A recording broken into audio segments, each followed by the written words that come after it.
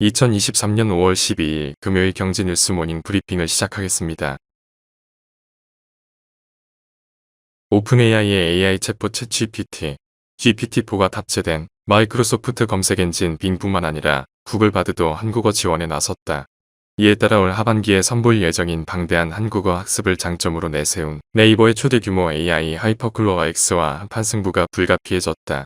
바드 초기 지원 언어에 한국어가 포함된 이유는 인터넷 활용도가 높은 한국 시장 내 개발자 및 이용자의 적극적인 피드백을 받기 위한 것으로 분석된다. 글로벌 AI 회사들이 한국어 서비스를 지원하더라도 네이버는 하이퍼클로어 X만의 차별화된 경쟁력에 기대를 걸고 있다. 네이버 관계자는 하이퍼클로어 X는 한국어 등 우리 문화에 특화된 부분에서 기존처럼 경쟁력을 가져갈 것이라고 설명했다. 다음 뉴스. 현대자동차 그룹이 글로벌 자동차 신흥 시장으로 급부상하고 있는 인도에 향후 10년간 3조 원가량을 투입한다.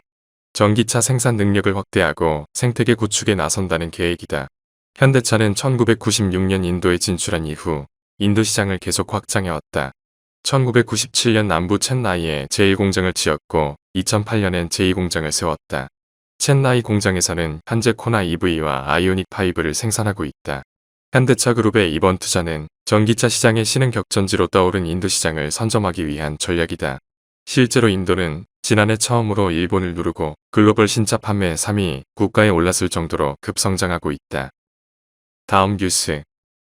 이마트가 고물가로 인한 소비 침체로 휘청했다. 1분기 영업이익이 60% 급감하면서 실적에 빨간불이 켜졌다. 영업이익이 감소한 배경으로는 이마트 자체 사업 및 온라인 쇼핑몰 자회사 부진이 꼽힌다.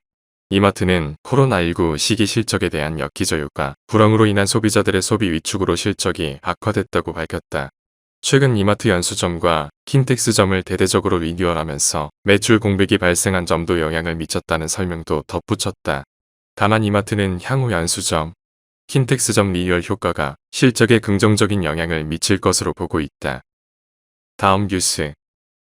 11일 한국경제신문 취재를 종합하면 과학기술정보통신부와 삼성전자, 현대차, SK텔레콤, LG전자 등 정부와 민간은 2035년까지 3조 5천억 원을 양자기술 분야에 투자하는 방안을 추진 중이다.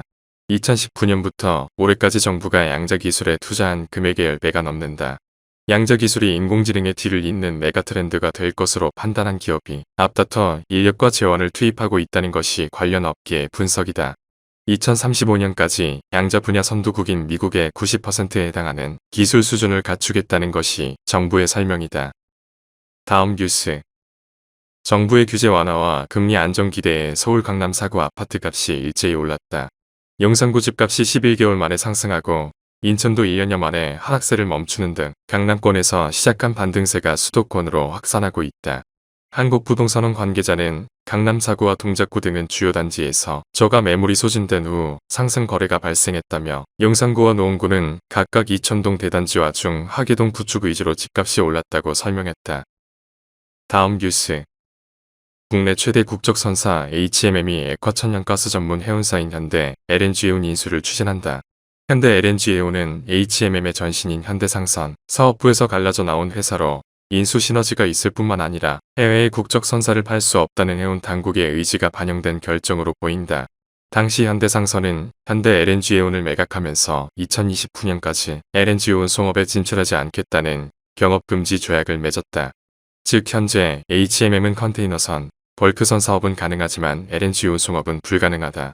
이 때문에 HMM은 해운업황이 되살아난 지난해부터 현대 LNG에온 합병을 물밑에서 추진해왔다. 다만 대주주인 KDB산업은행은 HMM 매각이 우선이라는 논리로 현대 LNG에온 합병을 반대했지만 최근 정부 내 기류가 바뀌면서 방향을 돌렸다.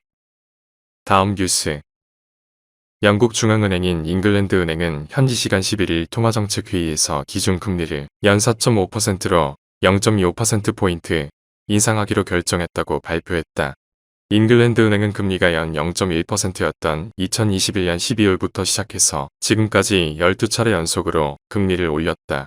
금융시장에선 이번 인상을 거의 기정사실로 보고 있었다. 영국의 소비자 물가 상승률이 14를 꺾이지 않고 두 자릿수 고공행진을 이어갔기 때문이다. 다음 뉴스. 하나은행이 고시한 5월 11일 오후 11시 47분 원달러 환율은 1330원입니다. 시청해주셔서 감사합니다. 더 좋은 영상을 위해 구독, 좋아요 부탁드립니다.